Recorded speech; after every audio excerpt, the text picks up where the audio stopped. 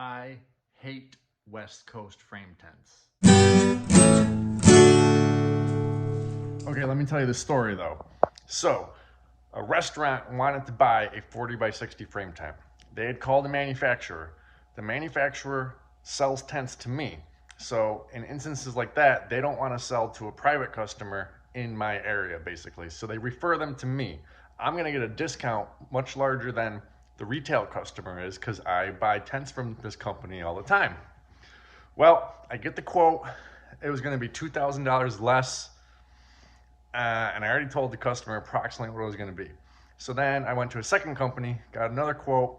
It was going to be about $5,000 less than my quote to the customer. Then I went with a third company, and it was $13,000 less. I already quoted the customer. I know that this tent is good, so I did it. I bought the tent from the third company. In total, I spent $12,000 on the tent, the hardware, the sidewalls, and everything. I put it up for the customer. Usually when a customer buys a tent, if they buy it themselves, I'll charge my normal rental rate. I obviously didn't do that because I was making money on selling the tent. I mean, we're going to be taking it down and putting it up every year for 5 years, but it's a West Coast frame tent.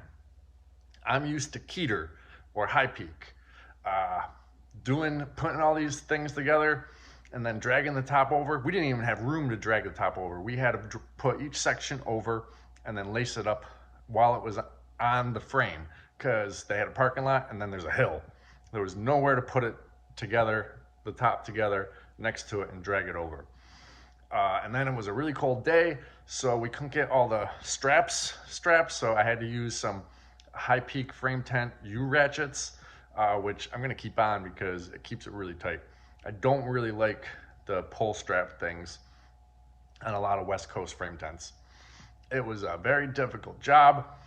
It was annoying, but we got it done in about 2.5 hours, which an experienced crew with a West Coast frame tent, I'm sure can do it a lot faster. But like I said, we're used to Keter frame tents where the vinyl just pulls through, and we're used to High Peak frame tents where, they have the false center pole. High Peak frame tents are the easiest.